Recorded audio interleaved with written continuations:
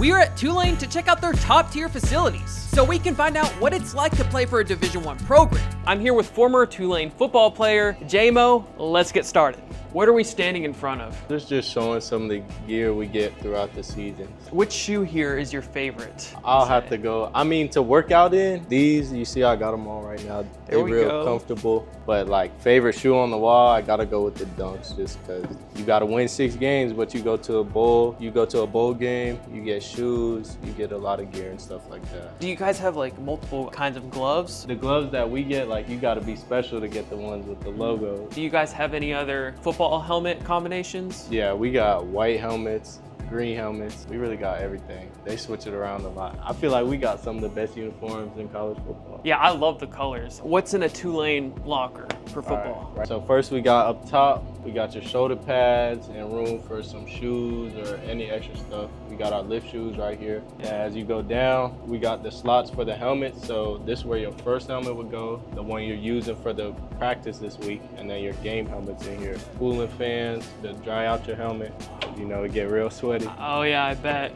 Can you feel the air? Oh, you can feel the air come out. We got a lock box just in case for your personal items, stuff like that. Just more storage. Here's where your loop and stuff like that gonna go. Playbook. And then down here, we got more room for cleats, shower shoes, air vents so it could dry out your cleats and stuff like that. So after checking out the locker room, we wanted to find out how they actually prepare for a game, which brings us to the practice field, conveniently placed right next to the stadium, where we will go to next. What does a football practice look like at Tulane? Definitely high intensity, high energy, moving around fast, a lot of work getting done. We're serving each other, helping each other get better, and a lot of competition. What are some of your favorite drills to do? Depends what I'm trying to improve on. When I make my drills, I like to make it so I could get real mental game reps out of it. If I'm working on my breaks, I'm gonna work on, okay, start with my eyes on the QB, then to my receiver, then break, drive to the ball, then look back for the ball. Like just little things like that. That's the difference between interceptions and like pass breakup. Just little things like your eyes and stuff like that. So just making everything a mental rep, a game rep.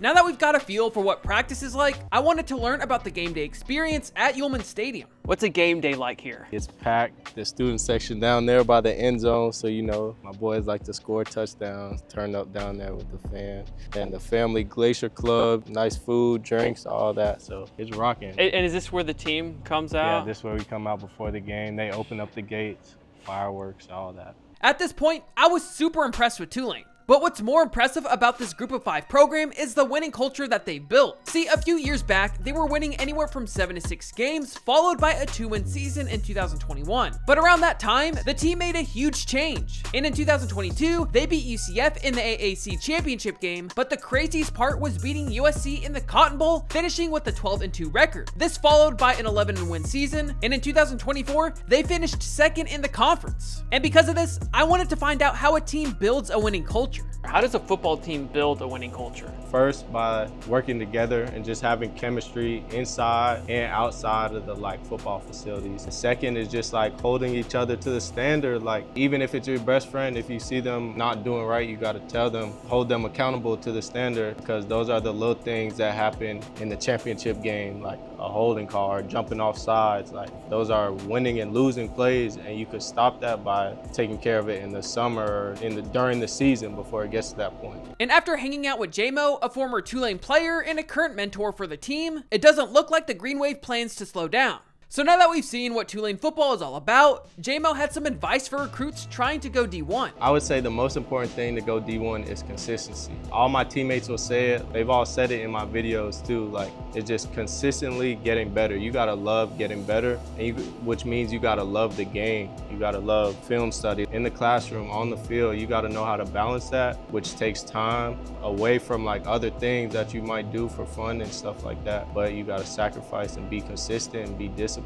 And you got to make some plays. You do have to play some good football. I would say you have to make some explosive plays. Getting your team the ball, whether it's block punts, catching picks, or scoring touchdowns, that's how you're going to help your team win. J-Mo has his own YouTube channel with amazing content of what it's like to play for a Division I program. So check out his socials linked down below. And subscribe if you want to see more college football tours like this one, and I will see you in the next video.